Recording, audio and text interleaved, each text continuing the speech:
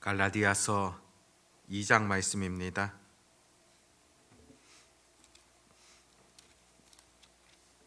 갈라디아서 2장 1절에서 10절까지 말씀입니다. 갈라디아서 2장 1절에서 10절 말씀, 우리 같이 하나님의 말씀을 읽도록 하겠습니다. 14년 후에 내가 바나바와 함께 디도를 데리고 다시 예루살렘에 올라갔나니 계시를 따라 올라가 내가 이방 가운데서 전파하는 복음을 그들에게 제시하되 유력한 자들에게 사사로이 한 것은 내가 다름질하는 것이나 다름질한 것이 헛되지 않게 하려 함이라. 그러나 나와 함께 있는 헬라인 디도까지도 억지로 할례를 받게 하지 아니하였으니 이는 가만히 들어온 거짓 형제들 때문이라. 그들이 가만히 들어온 것은 그리스도 예수 안에서 우리가 가진 자유를 엿보고 우리를 종으로 삼고자 함이로되 그들에게 우리가 한시도 복종하지 아니하였으니 이는 복음의 진리가 항상 너희 가운데 있게 하려 함이라.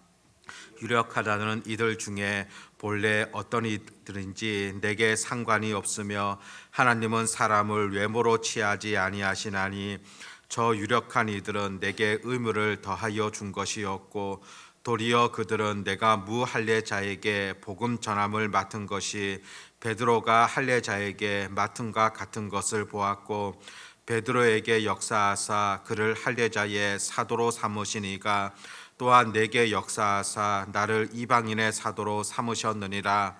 또 기둥같이 여기는 야고보와 게바와 요한도 내게 주신 은혜를 알므로 나와 바나바에게 친교의 악수를 하였으니 우리는 이방인에게로 그들은 할례자에게로 가게 하려 함이라. 다만 우리에게 가난한 자들을 기억하도록 부탁하였으니 이것은 나도 본래부터 힘써 행하여 왔노라. 아멘. 우리가 앞서 갈라디아서 1장 말씀을 살펴보았는데 그 1장에서는 복음에 대하여서 그 중요성들 또 확실성에 대하여서 또 언급하는 것을 볼 수 있었습니다. 그리고 1장 속에는 바울이 자신의 신앙도 돌아보며 또 하나님 앞에서 또 여러 사람들 앞에서 간증하는 그런 내용들도 살펴보게 됩니다. 바울은 엄격한 그런 율법의 교훈을 받으면서 또 그것이 최고라 그렇게 자부하면서 살았던 사람입니다. 그런데 하나님의 특별한 섭리를 통하여서 예수 그리스도를 만나게 되어지고 그때부터는 이제 예수님을 증거하는 또 전파하는 그런 사람이 되어지게 됩니다. 오늘 본문 속에서도 여전히 하나님께서 나에게 맡겨주신 분명한 사명이 있다는 것을 또 증거하는 그런 내용들을 살피게 됩니다. 1절에 보면은 14년 후에 내가 바나바와 함께 디도를 데리고 다시 예루살렘에 올라갔나니 14년 후에 바나바와 또 디도와 함께 예루살렘으로 올라갔다 그렇게 언급하고 있습니다. 이것은 사도행전 15장에 언급되어져 있는 1차 전도 여행을 마친 이후에 여러 가지 문제를 가지고서 예루살렘으로 가게 되어지고 또 당시 여러 지도자들이 함께 모여서 회의를 하게 되어지는 그런 내용들을 언급하고 있는 것이라 볼 수가 있습니다. 그중 가장 대표적인 것 가운데 하나가 율법에 관한 그런 부분입니다. 특별히 할례를 받아야 하느냐 또 할례는 받지 않아도 되느냐 그 문제가 또 여러 문제들 가운데서도 또 대두되었던 것으로 보여집니다. 바울이 지금 이 갈라디아서를 통하여서 이것을 언급하게 되어지는 이유가 있습니다. 갈라디아 교회 안에 거짓 교사들이 들어와서는 율법을 지켜야 된다. 그리고 율법에 기록되어진 할례를 받아야 된다 그렇게 주장하는 겁니다. 할례를 받아야지 구원이 있다 그렇게까지 말하는 것을 듣게 되어지고 또 교회가 혼란에 빠지게 되어집니다. 할례라는 것이 마치 구원의 증표처럼 그렇게 말하게 되어지자 바울은 여기에 대하여서 올바른 가르침을 지금 갈라디아 교회에게 보내고 있는 겁니다. 2절에 보면은 계시를 따라 올라가 내가 이방 가운데서 전파하는 복음을 그들에게 제시하되 유력한 자들에게 사서로이 한 것은 내가 다름질하는 것이나 다름질하는 것이 헛되지 않게 하려 함이라. 자신이 계시를 따라 올라갔다 그렇게 표현합니다. 계시라는 것 드러낸다, 밝혀준다 그런 의미이지 않습니까? 바로 하나님께서 특별한 섭리를 통하여서 바울에게 보여주셨다는 것입니다. 하나님께서 철저하게 인도해 나가셨다는 것을 또 분명한 하나님의 뜻이라는 것을 지금 전해주고 있는 겁니다. 이렇게 바울이 강하게 이야기하는 것 바로 거짓 교사들의 그 할례 문제, 그것이 그들에게는 구원의 문제라 강조하고 있는데 바울은 할례가 구원의 문제가 아니라고 지금 전해주고 있습니다. 오히려 예수 그리스도 안에서 참된 자유함을 누려야 된다는 것, 그것이 바로 바울이 가르쳤던 그 복음이라는 것을 보게 됩니다. 4절에 보면 이는 가만히 들어온 거짓 형제들 때문이다. 그들이 가만히 들어온 것은 그리스도 예수 안에서 우리가 가진 자유를 엿보고 우리를 종으로 삼고자 함이로되, 사람들에게 율법을 통하여서 또 율법을 지키게 강요함을 통하여서 율법의 권세 아래 두려는 종과 같이 행하도록 하려는 그것이 바로 거짓 교사들의 가르침이라는 것을 분명하게 밝히고 있습니다.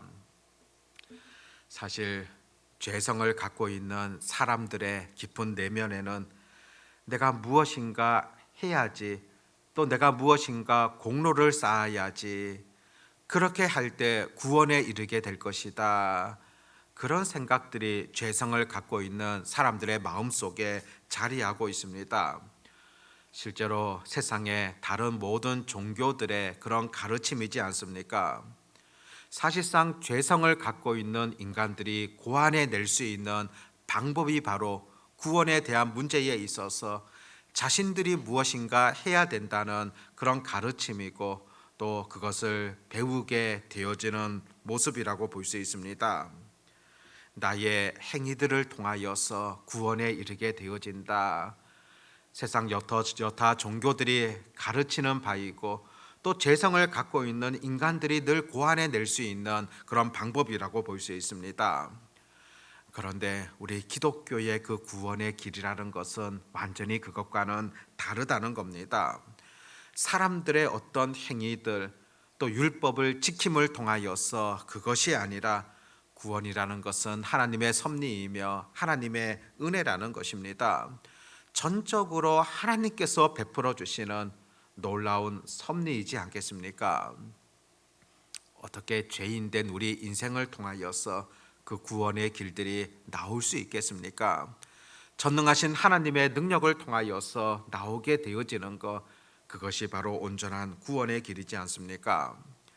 실제로 사도행전 15장에 보면은 이들이 종교 지도자들이 모여 가지고 회의를 하게 되어지는데 결정 사항들이 나오게 되어집니다. 가장 중요한 부분은 이방인들에게도 구원이 있다는 사실, 또 그것뿐만이 아니라 한 4가지 정도 금하게 되어지고 또 모든 부분들을 다 허용하게 되어지는 그런 내용들이 기록되어져 있는데, 교회가 꼭 할례를 해야 된다 그런 결정을 한 것은 결코 아니었습니다.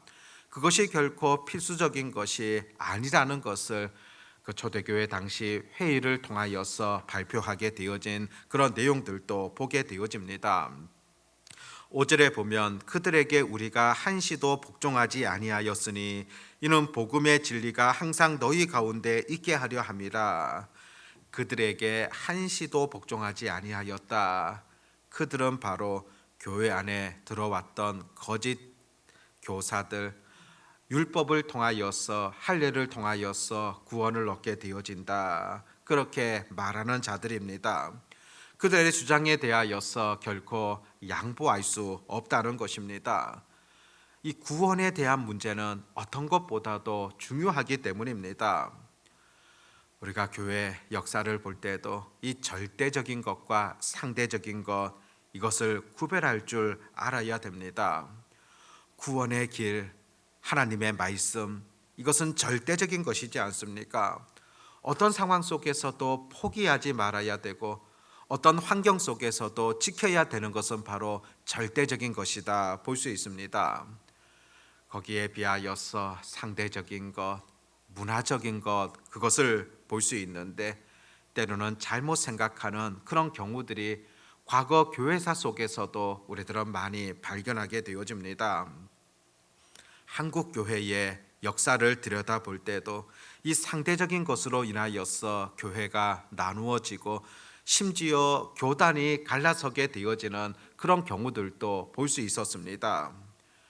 교회 안에서 악기를 사용해야 될 것인가, 사용하지 말아야 될 것인가, 사실상 이것은 절대적인 것이 아니라 상대적인 것, 문화적인 것이지 않습니까? 그럼에도 그것으로 인하여서 교단 자체가 나누어져서 유악기파, 무악기파, 그렇게 과거 역사들을 보면은 보게 되어집니다. 찬송가 이외에 복음성가 불러야 될 것인가 말아야 될 것인가, 그것으로 인하여서 교회가 나뉘어지게 되어진 그런 예도 볼 수 있고, 심지어는 피아노를 오른쪽에 두어야 될 것인가 왼쪽에 두어야 될 것인가, 그것으로 인하여서 교회가 큰 분란에 쌓이고 나뉘어지게 되어졌던 그런 일들도 보게 되어집니다. 정말 중요한 것이 무엇이겠습니까? 예배에 있어서도 예배 순서라는 것은 그 시대에 따라서 문화에 따라서 달라질 수가 있습니다. 그런데 그 예배의 정신만큼은 절대적인 것이지 않습니까? 이것은 결코 놓쳐서는 안 된다는 겁니다. 어떤 사람들 보면은 주일 예배 드리는 것, 그것은 자기의 일 때문에 쉽게 빠지면서도 예배 순서 하나하나를 가지고서 꼬집는다는 것, 얼마나 어리석은 일이겠습니까? 정말 놓치지 말아야 될 절대적인 것은 우리가 포기하지 말아야 됩니다. 그런데 이 상대적인 것은 언제든지 우리가 양보할 수 있는 그런 부분들이지 않겠습니까? 6절 말씀부터 보면은 교회 안에 하나님께서는 다양한 사역을 주셨으며 또 다양한 사명을 하나님께서 주셨다는 것을 언급하게 되어집니다. 바울에게 하나님께서 특별한 사명을 주셨고 또 베드로를 비롯한 다른 사도들에게도 여전히 하나님께서는 그들에게 또 다른 역할들을 맡겨주신 것이지 않습니까? 7절에 보면 도리어 그들은 내가 무할례자에게 복음 전함을 맡은 것이 베드로가 할례자에게 맡은 것 같은 것을 보았고 베드로에게 역사하사 그를 할례자의 사도로 삼으시니까 또한 내게 역사하사 나를 이방인의 사도로 삼으셨느니라. 베드로에게는 유대인들을 위하여서 복음 전하는 그런 사명을 주셨다고 한다면은 바울 자신에게는 이방인들에게 복음 전파자로 하나님께서 세우셨다는 것입니다. 그래서 서로 다른 사역을 맡겨 주셨지만은 또 서로의 사역에 대하여서 인정하며 또 같이 협력하며 하나님의 나라를 아름답게 세워가는 것, 그것이 바로 사역자들의 올바른 자세라는 것을 오늘 본문은 분명하게 전해주고 있습니다. 읽었던 본문을 통하여서 우리가 몇 가지를 생각해 볼 수가 있는데, 하나님께서는 사람들을 불러주시고 그들에게 사명을 맡겨주셨다는 것입니다. 이것은 사람이 맡긴 것이 아니라 하나님께서 맡기셨다는 것을 우리가 분명하게 볼 수 있어야 됩니다. 나에게 직분을 주신 분도 사역을 주신 분도 바로 하나님께서 허락해 주셨다. 하나님이 주셨음을 인정하면서 하나님 앞에서 이 일들을 감당할 수 있는 그런 자세가 필요하다는 겁니다. 그것뿐만이 아니라 하나님은 나에게뿐이 아니다, 또 다른 사람들에게도 또 다른 사역들을 맡겨주셨습니다. 그렇다면 그 사역 또한 우리가 인정하며 또 서로가 협력하는 것, 이것이 하나님 나라를 세워감에 있어서 중요하다는 것을 가르쳐 줍니다. 그리고 오늘 마지막 10절 말씀 보면 다만 우리에게 가난한 자들을 기억하도록 부탁하였으니 이것은 나도 본래부터 힘써 행하여 왔노라. 하나님의 사역을 함에 있어서 우리가 놓치지 말아야 될 것은 가난한 자들, 약한 자들, 그들을 보살필 수 있는 그런 길들을 잊지 마셔야 된다는 겁니다. 무엇인가 도움이 필요한 자들에게 바른 역할을 해줄 수 있는, 그것이 어떤 사역을 함에 있어서도 중요하다는 것을, 또 마땅히 해야 될 역할이라는 것을 여전히 우리에게 가르쳐 주고 있습니다. 오늘 본문을 통하여서 하나님 나에게 맡겨주신 그 사명이 어떤 것인가, 왜 나를 하나님께서 불러주셨을까, 그것을 깊이 묵상하며 또 나도 하나님의 일을 위하여서 보다 더 헌신함으로, 또 여러 교우들과 협력함으로 이 일들을 잘 감당케 하여 주시옵소서. 그런 마음을 담아서 또 기도로 나아가는 그런 시간 되어지시기를 바랍니다. 기도하겠습니다. 하나님 아버지, 바울에게 맡겨주셨던 분명한 사명이 있었고, 또 베드로에게 맡겨주셨던 하나님의 분명한 역할이 있었다는 사실들을 분명히 보게 되어집니다. 동일하게 하나님의 나라를 세워가는 그런 일들을 주셨으며, 또 서로가 협력하며 또 서로를 위하여서 또 늘 아름다운 교제들, 늘 기도가 있기를 바라는 하나님의 마음들을 우리가 살펴보게 되어집니다. 아버지 하나님, 저희들도 하나님께서 불러주셨고 하나님의 자녀 삼아 주셨습니다.